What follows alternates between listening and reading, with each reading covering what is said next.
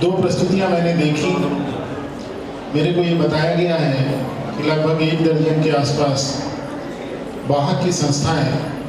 अपने छात्रों के माध्यम से इस कार्यक्रम में प्रतिभाग कर रही हैं। ये संस्था की तासीर बदलने के लिए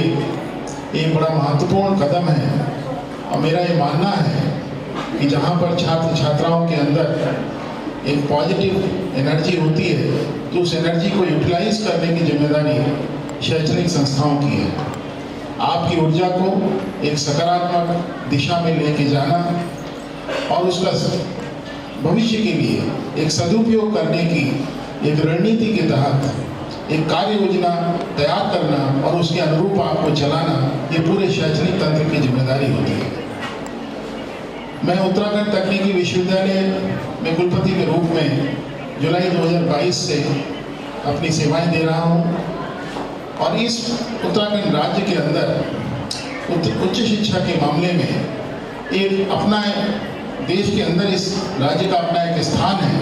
क्योंकि यहाँ पे उच्च शिक्षण संस्थाओं की संख्या आबादी के अनुपात में काफ़ी ज़्यादा है।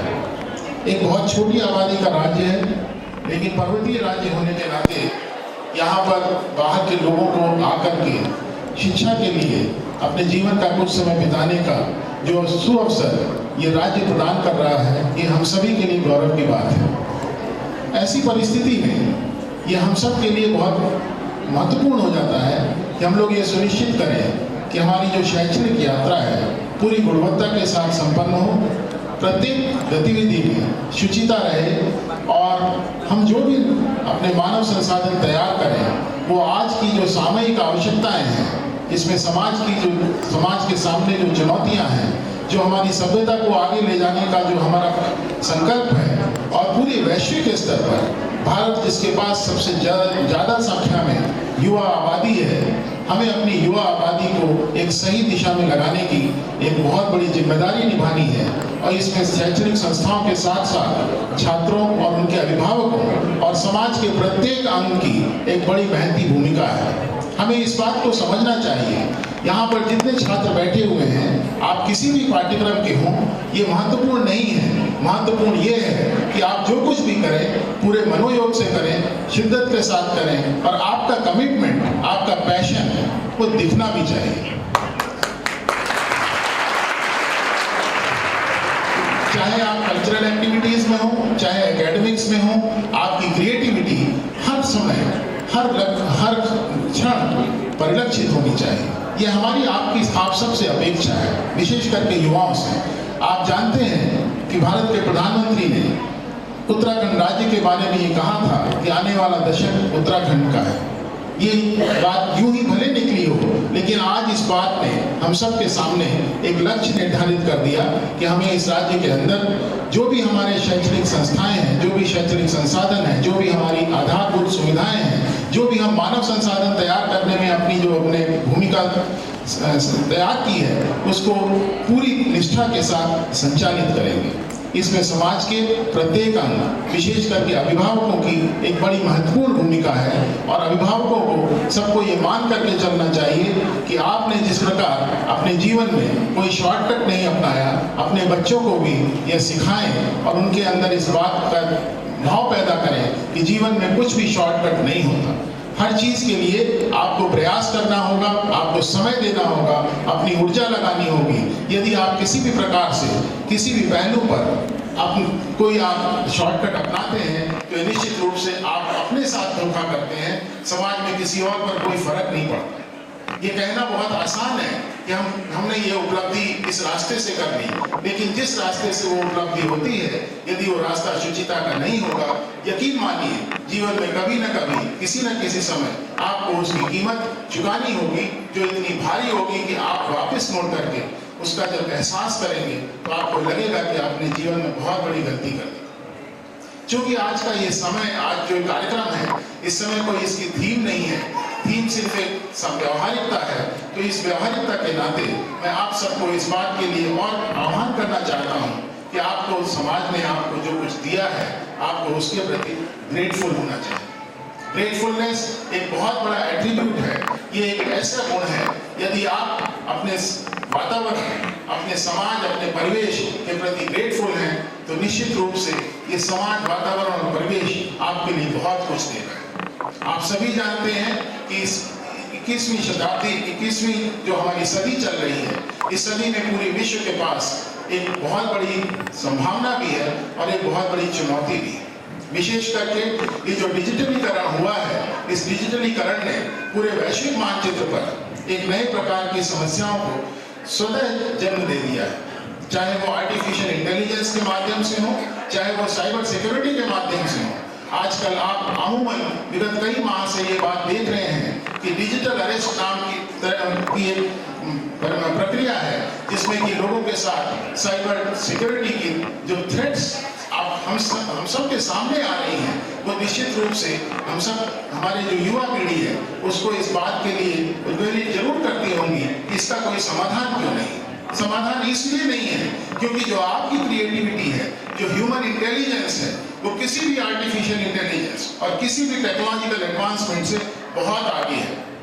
जो ह्यूमन इंटेलिजेंस है, हमें उस पर भरोसा करना चाहिए, और जो भी हम आर्टिफिशियली क्रिएटेड टूल्स बनाते हैं, जो भी हम टेक्नोलॉजी का उपयोग करके जिस भी स्वरूप में आपके सामने परोसते हैं, उसके पीछे यह भाव सदैव रहना चाहिए, इसको बनाने वाला कोई ना कोई मनुष्य या मनुष्यों का समूह ही है। तो किसी भी प्रकार से कोई तकनीक किसी मानव की शक्ति से ज्यादा नहीं हो सकती। यदि हम इस बात को लेकर के अपनी पूरी 140 करोड़ की आबादी की जो युवा शक्ति है, यदि उसको हम प्रेरित कर सके, उसको जागृत कर सके, चाहे वो सांस्कृतिक कार्यक्रमों के माध्यम से हो, चाहे वो कक्षाओं में थ्योरी कक्षाओं और प्रायोगिक विषयों के अध्यापन के माध्यम से हो, यदि हम इस प्रकार के भाव बच्चों के अंदर पैदा कर पाएंगे, तो निश्चित रूप से आने वाली पीढ़ी हमारे लिए एक बहुत सशक्त समाज देने में सक्षम हो सके। समाज के सामने जो चुनौतियां हैं, उसमें तकनीकी के साथ साथ जो संधारणीयता है, जो सस्टेनेबिलिटी है, वो भी एक बहुत बड़ा चैलेंज है। हमारे युवाओं को इस बात को समझना चाहिए कि इस प्रकृति ने आपको बहुत कुछ दिया, इस समाज ने आपको बहुत कुछ दिया, और उसी का नतीजा है कि आप आज इतनी खुशहाल स्थिति में। लेकिन ये खुशहाल स्थिति के पीछे जो हमने एडवांसमेंट्स की हैं, जो हमने प्रगति का दोहन किया है, वो निश्चित रूप से कहीं ना कहीं आपको कचोटना चाहिए। जिस प्रकार से आप डिफॉरेस्टेशन देखते हैं, जिस प्रकार से आप इंफ्रास्ट्रक्चर डेवलपमेंट देखते हैं, और इंफ्रास्ट्रक्चर डेवलपमेंट के नाम से जो हम अपना इकोलॉजी को डिस्टर्ब करते हैं, जो हम एनवायरनमेंट के साथ में प्ले करते हैं, जो हम एनवायरनमेंट के साथ में जो उसका दोहन करते हैं, ये सारी चीजें हमारे युवाओं के बीच में एक चिंतन और मनन का विषय होना चाहिए। आपको इस बात का ज्ञान होना चाहिए कि जो कुछ भी आपके सामने है, ये सब प्रकृति से ही मिला है। कोई चीज मनुष्य ने अपने आप नहीं पैदा की, ये इसी नेचर की देन है। इसी प्लैनेट अर्थ पर हमने इसके रिसोर्सेज को एक्सप्लॉइट करके, चाहे वो मिनरल्स हो, चाहे वो पानी हो, चाहे हवा हो, चाहे वो धरती हो, हमने इसी के संसाधनों का उपयोग करके इस पूरी सभ्यता को इस स्तर तक ला करके खड़ा किया है। लेकिन इस पूरी यात्रा में कहीं ऐसा तो नहीं कि हम कुछ ऐसे नुकसान कर बैठे हों जिनकी की भरपाई करना हमारी आने वाली पीढ़ी के लिए बहुत मुश्किल होगा। तो मेरे जो भी यहाँ पर बच्चे बैठे हुए हैं, मैं बच्चों को इस बात के लिए जागृत करना चाहता हूँ कि आप एक एलिमेंट ऑफ सस्टेनेबिलिटी, जो संधारणीयता हिंदी में कहते हैं, इस सस्टेनेबिलिटी को सदैव अपने मस्तिष्क में कहीं ना कहीं जरूर रखें। क्योंकि कोई भी इनिशिएटिव्स, आपका कोई भी प्रयास किसी भी प्रकार से प्रकृति के लिए यदि घातक है, तो उसकी कीमत कोई ना कोई जरूर चुकाएगा, चाहे वो आप हों या आपकी आने वाली पीढ़ी हो। आज हम लोगों ने जिस प्रकार से मनुष्य की जो क्षमता है, उसका दोहन करने के लिए 24/7 ह्यूमन रिसोर्स को, एक उसका जो वर्क पोटेंशियल है, एक्सप्लॉइट करने का प्रयास किया। इसी के चलते विगत में आपने देखा होगा एक डिबेट शुरू हो गई, हमारा एक वर्क लाइफ बैलेंस होना चाहिए, हमारे वर्किंग आवर्स कितने होने चाहिए। ये सब बातें इसलिए आई क्योंकि हमने एक ऐसा एनवायरनमेंट तैयार कर लिया जो कि आर्टिफिशियल है, और हमारे वर्किंग आवर्स 24/7 हो सकते हैं। वो समय याद करिए, जब उसकी कल्पना कीजिए, यदि ये बिजली नहीं होती तो आप रात में काम नहीं कर सकते थे। इस बिजली की वजह से आप रात को दिन के प्रकार उसी प्रकार से अपनी उपयोगिता बनाए रखते हैं। तो ये जो हमारा पूरा टेक्नोलॉजिकल एडवांसमेंट है, इसके पीछे की जो साइंस है, इसके पीछे की जो केमिस्ट्री है, इसके पीछे की जो फिजिक्स है, उसको हमारे बच्चों को समझना चाहिए। आपके शैक्षणिक संस्था में बहुत सारी कमियां हो सकती हैं, लेकिन ये मान के चलिए कि आपके पास उस शिक्षा को अर्जित करने का जो समय है वो बहुत सीमित है। यदि आप एक ग्रेजुएशन का पाठ्यक्रम करते हैं, किसी भी डिसिप्लिन में हो, 2 साल का हो, 3 साल का हो, 4 साल का हो, ये 3 साल, 2 साल या 4 साल आपके पास दोबारा मुड़ करके नहीं आएंगे। आपने एक बार ग्रेजुएशन की जो पढ़ाई की, वो यदि आप अच्छे से करेंगे तो उसके डिविडेंड्स आपको आने वाले समय में मिलेंगे। यदि आप उसमें किसी प्रकार का कोई धोखा करेंगे तो यकीन मानिए वो नुकसान आपका है, इस तंत्र को कोई फर्क नहीं पड़ता। ना तो आपके यूनिवर्सिटी को कोई फर्क पड़ेगा, ना आपके इंस्टीट्यूशन को कोई फर्क पड़ेगा, ना किसी सरकार को कोई फर्क पड़ेगा। यदि फर्क पड़ेगा तो पूरी मानव सभ्यता को पड़ेगा।